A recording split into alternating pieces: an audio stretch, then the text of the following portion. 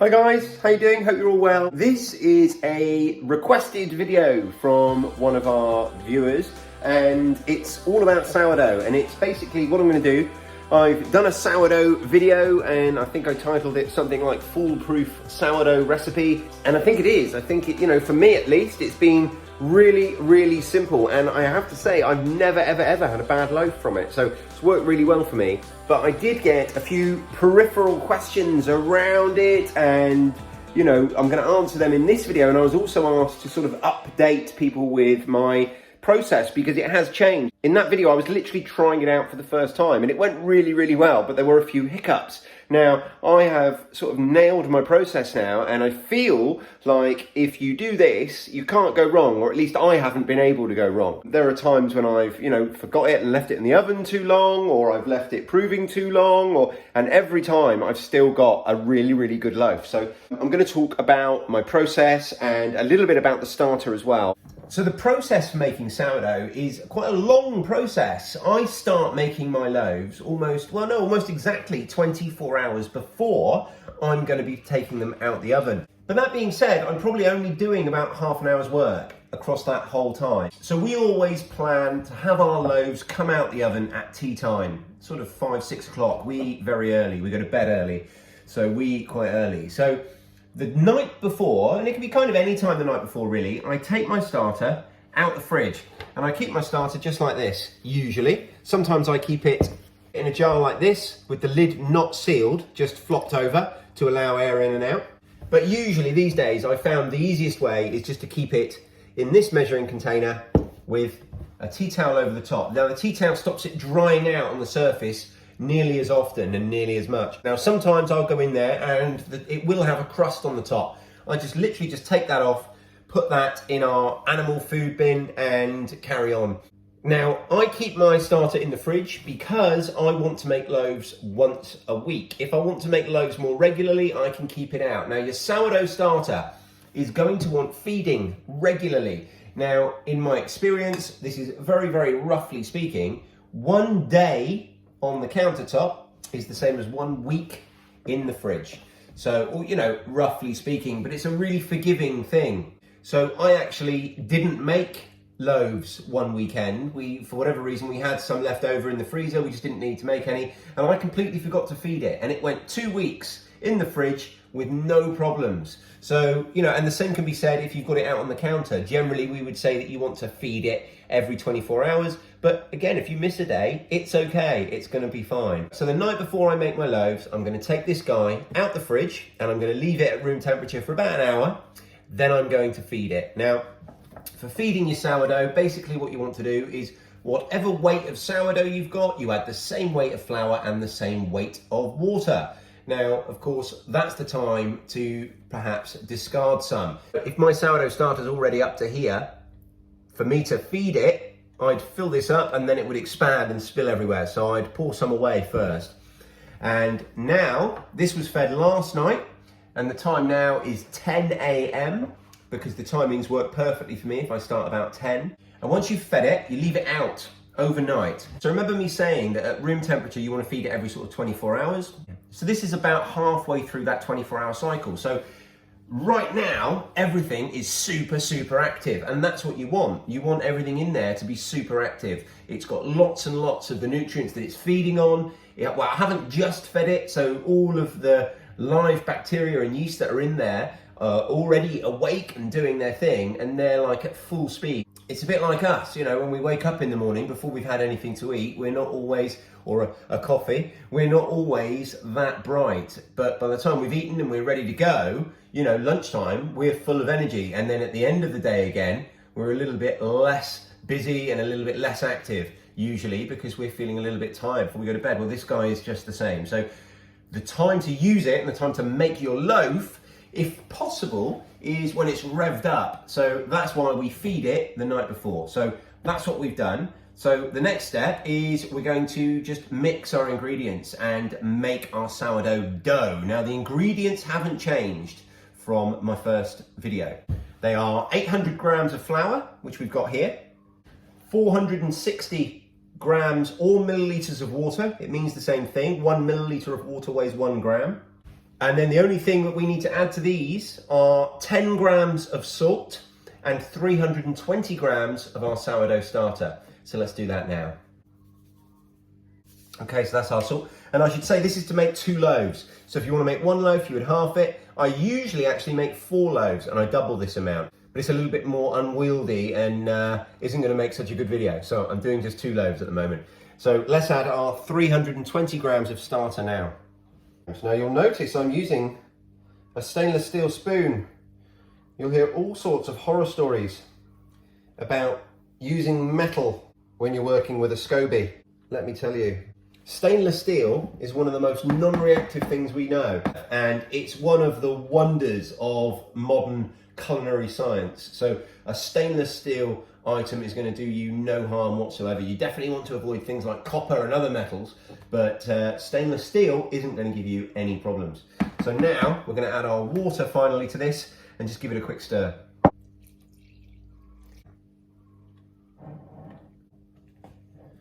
And then turn it out onto the worktop. So now I'm going to wash this bowl because I'm going to want it again in about 10 minutes. So the last thing we do now before we start kneading this is we just feed our starter again and then pop it back to bed in the fridge until next weekend.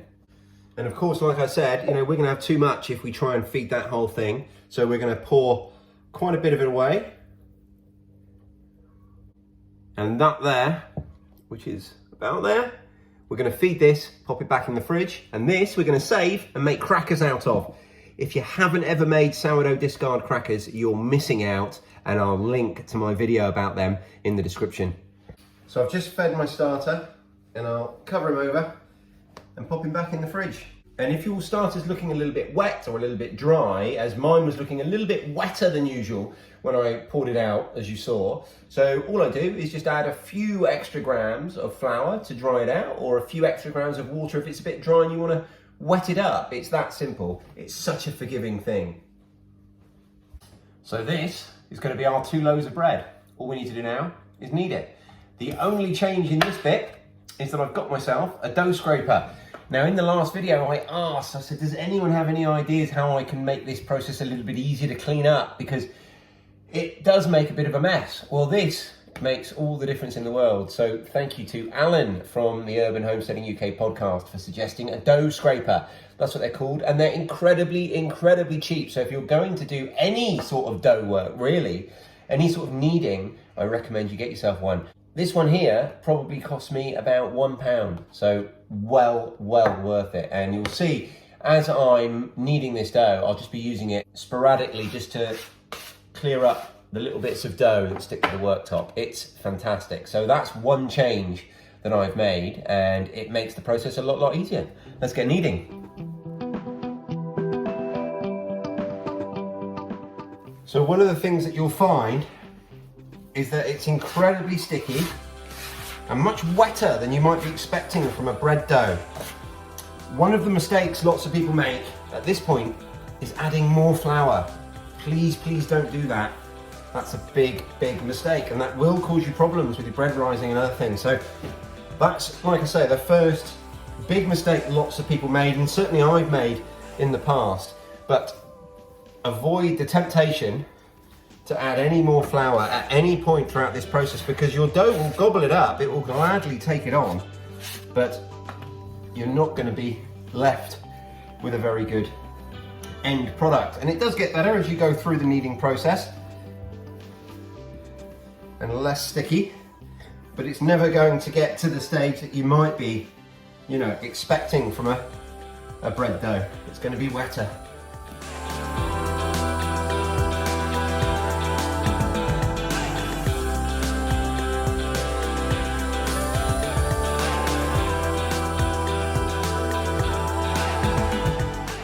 Okay, so our dough is there, and there's only one way to tell really that I know of, and that is you hold it up like that, up against a window or something, and when you can see the light passing through it before it breaks, like this is, then it's ready. So that's kneaded enough, and all we're going to do now is grab the bowl that we had earlier, and we're going to leave that to sit in there and prove for today, probably a little under 3 hours. So the reason I say a little under 3 hours is because we're experiencing a mini heat wave here in the UK. Now, I know to some of you, particularly out in Australia, it won't sound like it, but to us, this is a mini heat wave. It's up over 30 degrees here. It's really, really warm. Our house is fairly cool. It's certainly cold in the winter. So in the winter, I was leaving this to prove for well over 3.5 hours, maybe 4 hours. I had no choice. It was just really slow. Now it's warmed up, it's dramatically reduced. But for most houses that don't have the temperature fluctuation that we do here, because we're a really old thatched house and we don't really run the heating very often. So in the winter it's cold and in the summer it's warm. But this is a more modern part of the house. It has a flat roof, or it's got a flat roof on part of it. So it does heat up with the weather quite quickly. So it's going to be really warm in here. But typically, for a typical house, for a typical kitchen, it's going to be between 3 and 3.5 hours. You want it to be at that point where it's almost like at its maximum rise for its next step. So we're just going to cover this up with a tea towel and then come back to it in about 3 hours. Okay, so it's about 3 hours later, and in here we've got our dough from earlier that you saw me knead, and it will have risen quite a bit, as you can see. So what we're going to do now is we're basically going to do like a mini knead again, which is called knocking it back, and then we're going to shape our dough and then put it in the pots that we're going to cook it in. Now, these are another addition from the last video. These oven-proof pots with lids make a huge difference. And that's where we're going to cook it in. But there's a bit of jiggery-pokery to get from here to there. But the important thing is it's a pot with a lid, so as it cooks, it keeps the steam in. What I'm going to do, rather than try and explain to you now all the things that I'm going to do, it's easier to show you, so I'm just going to do it. So before I take the dough out and knock it back, the first thing I'm going to do is place a clean tea towel in the big half of the pot. And I'm going to do that for each of our loaves. Next thing I'm going to do is take some flour, and I'm going to dust that round the inside of this tea towel. It's really, really important, and you can't overdo it. Don't be shy, because otherwise what's going to happen, because we're going to put our dough in here in a minute, our loaves, and they're going to have a second prove. They're going to rise and expand again. And if you haven't got a good coating of that flour, then it will stick, and it's a real pain. So they're now ready to receive our loaves once we've shaped them. So the next thing we've got to do is take it out of this bowl. Now, having a huge bowl like this, the bigger the better, because it means that I can use this plastic dough scraper and it will actually bend and scrape the dough off the edges. Really useful.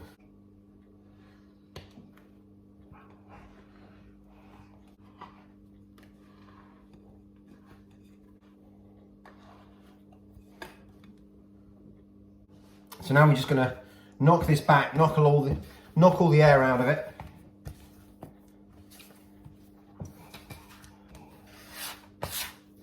And basically just take it back down to roughly the size it was before we put it in that bowl.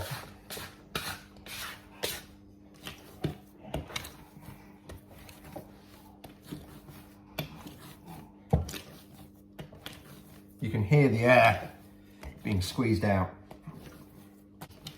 There we go. And then we're just going to use our dough scraper again to cut it in half.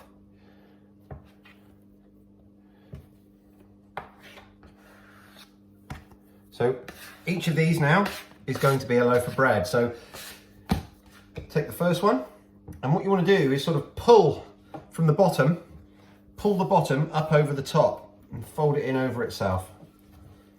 And just go around the whole thing 2 or 3 times. Folding the bottom in over onto the top. And then once you've done that, we're going to roll it over.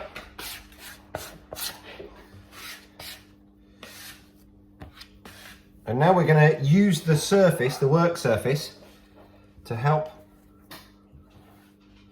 shape our dough. So we're going to pull it like this. Let me see if I can, so warm, that's why it's sticking so much. So let me see if I can show you. We're going to pull it like this, so that it stretches the outside of our loaf and forms what will be the top of our loaf. And we're going to do this several times.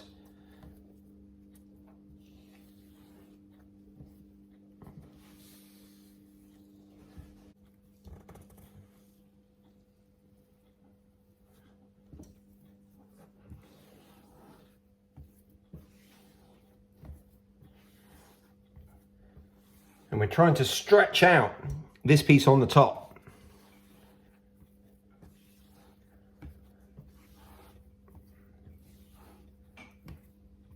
So imagine you had a rubber lid that you were pulling over something and sort of stretching it out. That's what we're trying to do with the top. And then what we're going to do is, when we think we've done enough, is we're going to take our loaf and then turn it upside down into our tea towel. And we just do that again with the other one. And now our second one's ready to go in there.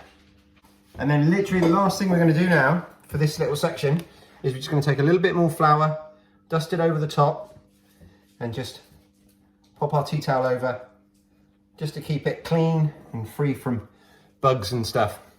Because the next step is to leave it again for another 3 hours or so, and the timing is exactly the same as the first time. You want to catch it when it's nicely risen but before it's started to collapse again. So again, the timings will depend on the temperature in your kitchen, and all the stuff that I said before apply again. So we are really, really warm today, so 3 hours is going to be the maximum I leave these. Okay, so it's 3 hours later and our dough has risen, our bread has proved for its second time, and we're ready now to get it in the oven. So you can probably hear my oven's on, and I've turned it up to full, which is about 240 degrees C. But whatever your domestic oven goes up to, you want to set it to the maximum. That's another mistake a lot of people make. We're so used to just cooking everything on 180. As time goes on, I'm actually cooking almost nothing on 180 these days. There's almost always a perfect temperature that isn't that. And for bread, it wants to be really high. So for this sourdough, you want to set your oven to maximum.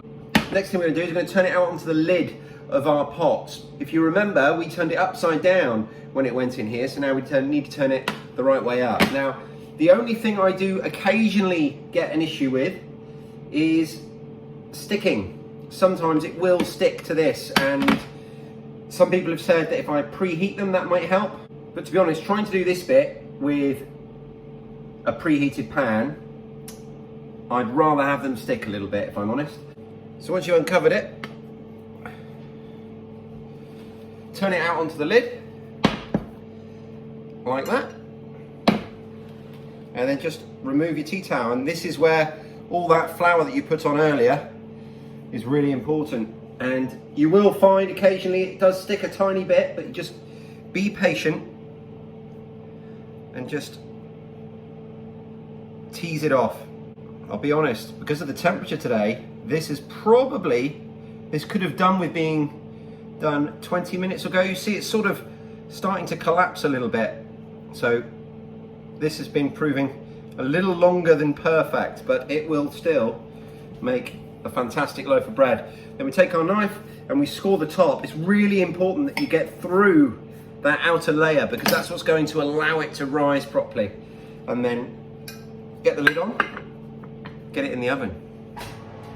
So that's our 2 loaves in the oven now. What we're going to do is we're going to leave them in there for exactly 25 minutes. Then we're going to take them out, remove the lids, put them back for another 25 minutes. That's all we're going to do, and they're cooked.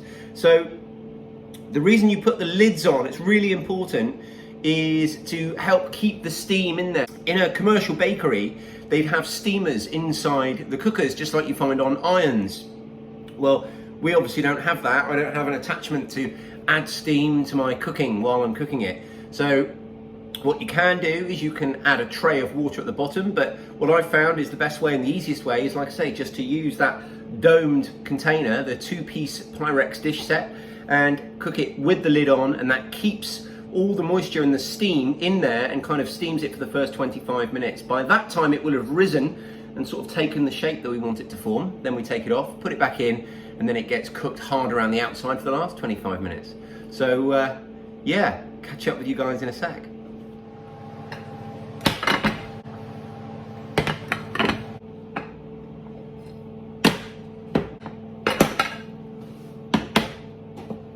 Okay, so that's 25 minutes in, lid off, and they go back for another 25.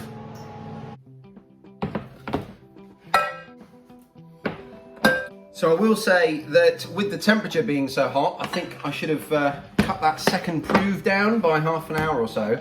They're a little bit flatter than usual, but they're still a decent size. They've still risen, and they're going to be delicious. That's one thing I can guarantee. Every single loaf I've baked,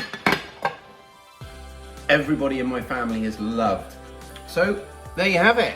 That's my updated sourdough recipe, and like I say, the recipe itself hasn't changed, but I do a few things differently, namely the pots that I cook them in, and you know, having that dough scraper makes an awfully big difference. But I just think it's one of the simplest things you can do. I would go through a list of potential troubleshooting problem ideas, but I just haven't had any, is the honest truth. You know, like today, you know, I can see that second prove was a bit long, because when I took it out of the tea towel, I could see that it was sort of collapsing a little bit and sinking down, and that just tells me that it's risen and it's ready to go back down. That's my fault, and that's fine, because the loaves still come out fantastically well, and they're not the easiest loaves to cut when they're fresh out the oven, but I will cut one in half just to show you how beautiful and light it is. That's just a delicious loaf of bread. It's not heavy, it's not dense, it's just great. So there you go, that's it for this video. Thanks for watching, I hope you've enjoyed it. If you have, please make sure you press that like button, leave me a comment down below, make sure if you're not already that you subscribe to my channel, and I will speak to you all really soon. Cheers.